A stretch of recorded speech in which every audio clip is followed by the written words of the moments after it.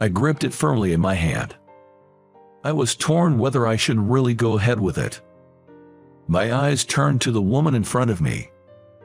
Her cheeks were blushing, and her eyes glistened as she looked at me. Seeing her up close was breathtaking. She was so beautiful. I'm sure she must have steeled herself to be here. If that's the case, I'd like to respond to her wishes, too. Because I felt the same way as she did. So, I pushed it in, all the way. I'll never forget her joy in that moment, for as long as I live. What I'm about to tell you is about a fateful reunion with a woman who used to hate me. I'm James Peterson, a 32-year-old gynecologist working at a hospital. Although I am now steadily gaining experience as a doctor and working well, I actually went a long way to become a doctor. I had 2 failed attempts before I got into med school. Or rather, I didn't take the exam for 2 years. I was in a top-performing class in high school and within the range of getting into a medical school. But on the day of the preliminary exam, my chronically ill mother collapsed. The exam became the least of my concerns, and I didn't go to the exam center. I spent 2 years supporting my mother, who was on the brink of life and death. It might have been a detour, but there's nothing more important than life, so I have no regrets. Sadly, my mother passed away, but I am glad that I could be there for her. I always dreamt of becoming a doctor, and through my mother's battle with illness, my desire became even stronger. So, 2 years later than my peers, I entered medical school. Now, working as a doctor, a woman transferred to my hospital. The beautiful classmate from high school who used to hate me, Amanda, became my patient.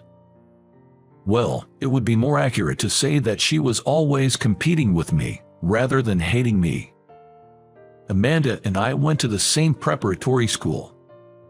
We were always competing for top grades, and she treated me as a rival on her own accord. I didn't particularly feel that she was a rival, but it is true that competing with her motivated me to study harder. Maybe because she saw me as a rival, she was always tough on me. She often told me, "I will not lose to you," but I admired her competitiveness, which was a stark contrast to my laid-back personality, and I thought it was cool. In high school, I hadn't told anyone except my homeroom teacher why I gave up on the exam. Of course, I didn't tell Amanda either. I couldn't take the exam because my mother was critically ill. It was serious, and I was scared. I was afraid to say it out loud. I didn't want to say my mother was in critical condition. If I said it, the scene of my mother collapsing in front of me would come to my mind. I couldn't bear the sympathetic looks from everyone. But Amanda, not knowing the reason, seemed to think that I had run away before the exam.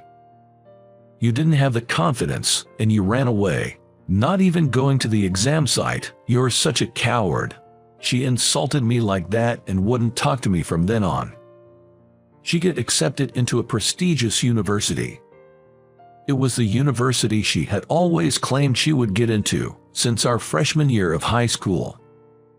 She was honest with her feelings and straightforward. She was hard on herself and others, but she never shied away from making the effort that matched. To me, she seemed dazzling. Who would have thought that Amanda would become my patient? I wonder how she will react. The reunion was a mix of happiness and a bit of fear. I met Amanda when I was shopping at a convenience store before work. She didn't know I was her attending doctor yet, because I hadn't greeted her as such. Also, maybe because I was in my casual clothes, she glared at me the moment she saw me and slightly laughed. "You're a high school grad and sick. Such a loser in life, huh?" It seems that because of my cancellation of the high school exam, I was a loser in her eyes. I'm your doctor." What are you talking about?" I showed her my name tag, which stated my title as a doctor, to the bewildered her. She was staring at it in a daze. After revealing at the store that I was her doctor, Amanda left the place without saying a word. I went to her room to greet her later, but she didn't say anything. Perhaps she was still angry. She had been diagnosed with ovarian cancer at another hospital and was transferred to my hospital for surgery. The hospital where I work has a good reputation for gynecology and attracts patients from other hospitals for surgery. After examining her condition at this hospital, it seems likely that one of her ovaries will need to be removed.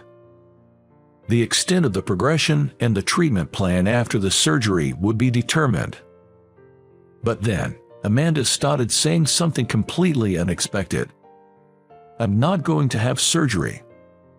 "Excuse me, what did you say?" "Listen carefully, you dummy. I said I'm not having surgery. If you got it, just leave me alone." I explained the importance of the surgery, but she wouldn't listen. I wondered if she didn't like me, so I had other doctors and nurses talk to her about the surgery.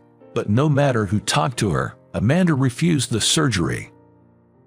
And she wouldn't give any reasons. I wanted to respect the patient's wishes, but I wanted her to make a choice that values her life. More than anything, I was concerned that she won't give me a reason.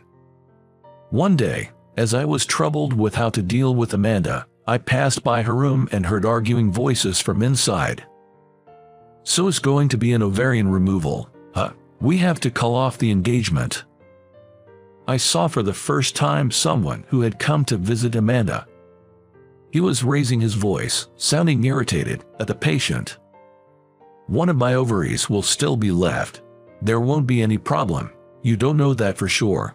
What about the chance of getting pregnant? It's going to be lower than normal, right? Can you even have children? If you can't, there's no point in us getting married. Please, don't say things like that. I'm not going to have the surgery. If I don't, both of my ovaries will remain." "Huh?" A derisive laugh from the man echoed through the hospital room. "So, there won't be a complete cure for the cancer, right? And my wife will be a cancer patient in the first place. That's out of the question. There's only one thing I want from my wife: to bear children that will carry on my superior genes. I heard ovarian cancer can be hereditary. It would be a disaster if our child inherits it." The sound of Amanda's sobbing could be heard. "If you're worried, let's get tested to see if it could be passed on. Just the fact that you have cancer is a huge turnoff. Don't drag me into your illness. You can handle it alone." "Damn, I thought I had found a woman with both brains and beauty. You're just defective." I couldn't tolerate a man who didn't even know what the disease was and assumed it was inherited on his own. And the part where he scorned her as defective. What matters now shouldn't be whether his genes survive to the next generation. Isn't her life the most important thing? Even if she wanted children. It is women who bear children. Women risk their lives to give birth. I just couldn't accept that a man who disrespects women was ignoring her like this. "Don't you love me anymore? Please, don't abandon me." In high school, she was dazzling as she worked towards her goals. I admired her. I was angry at the fact that she was crying and hanging on to such a scumbag.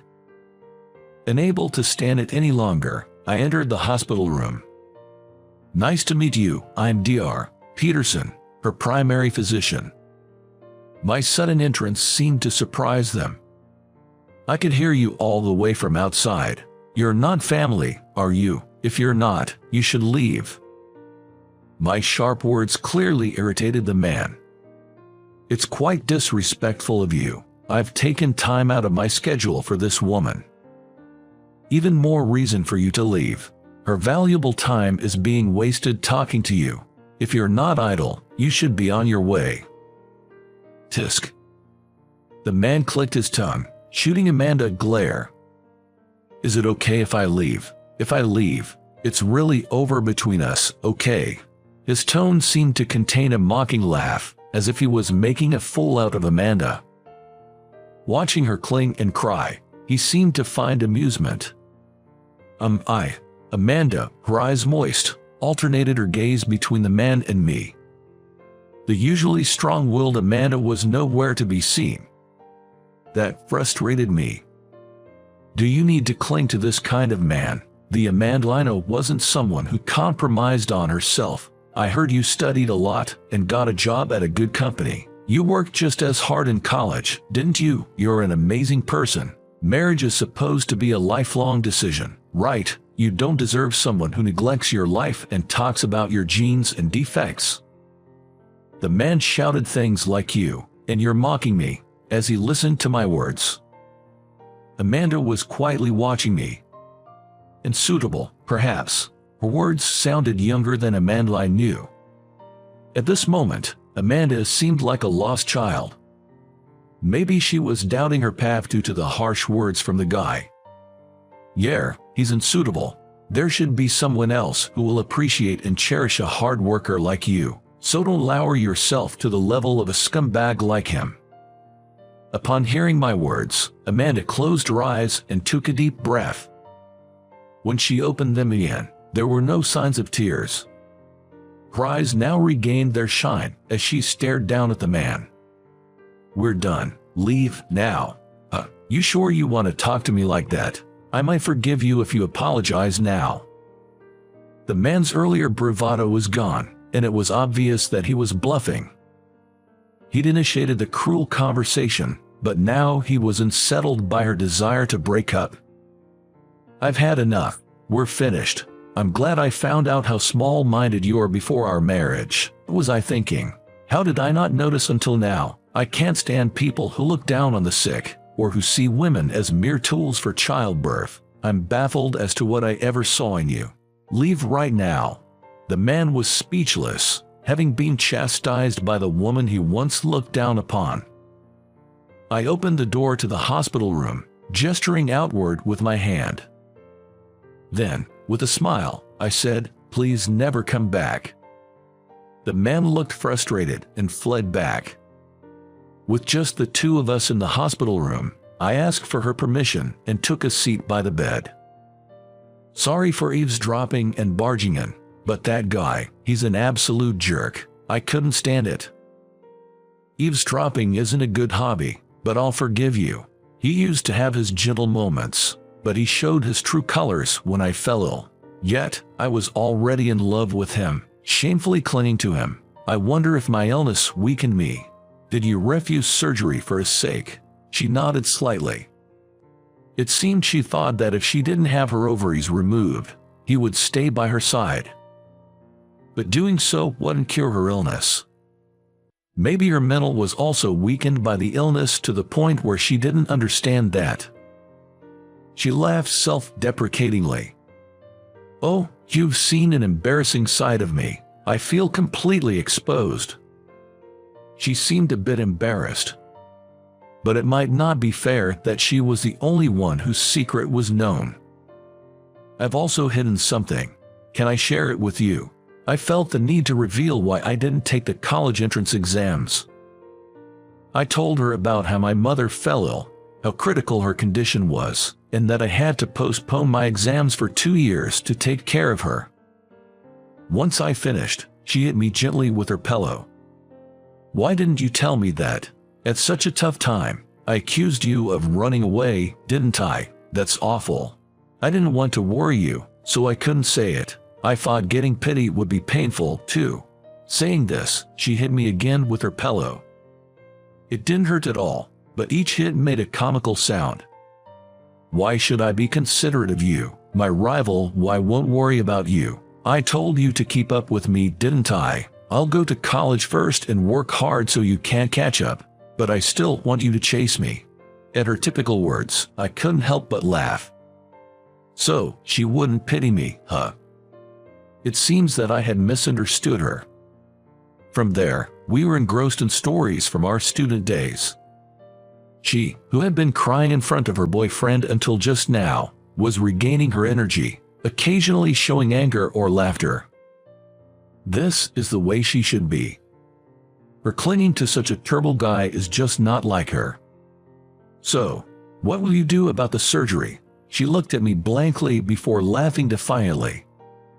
Of course, I'm going to do it. I'll get well quickly and work hard again. I worked hard to get into this company. I'm still going to rise to the top." Her competitive spirit came out in her face. Just like her dazzling student days, she's still shining now. The surgery was a success, and the pathology report indicated the cancer could be completely removed, with low malignancy and low risk of metastasis.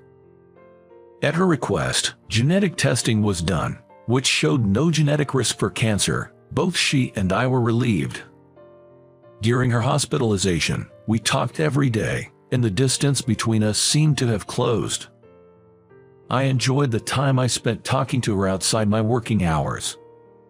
"Bring me a drink in the afternoon. I'd like something sweet tomorrow." She started making demands, and I found her making these small promises adorable. I'm sure I wasn't the only one who found our talks enjoyable. On the day of her discharge, I had prepared flowers for her. As we were leaving the hospital, I handed her the bouquet. "Congratulations on your discharge." She looked at the bouquet, then turned her face away with a pout. "Can't you see? My hands are full. I can't carry anymore." "Oh, right." Interpreting her response as a refusal to accept, I felt a bit disheartened. "Because I can't carry it, bring it to my house." Huh. I was still processing what Amanda had just said and stared at her blankly. "What did you just say?" "That's what I said. Since I can't carry it, you bring the flowers to my house."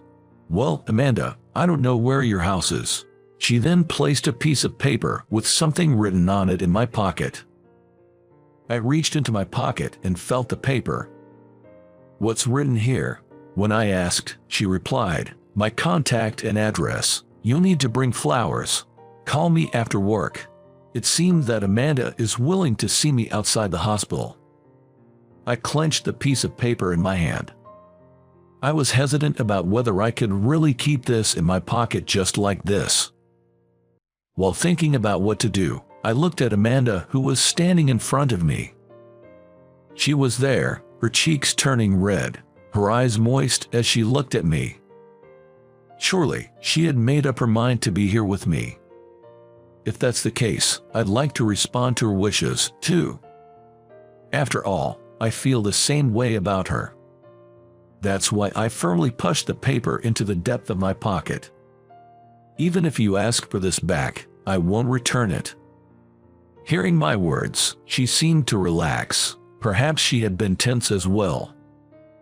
I'll probably never forget the joy on her face at that moment for the rest of my life. When I returned to the office and looked at the note, it was written, "Absolutely, you contact me," along with her contact information. I smiled at her characteristic way of making a request.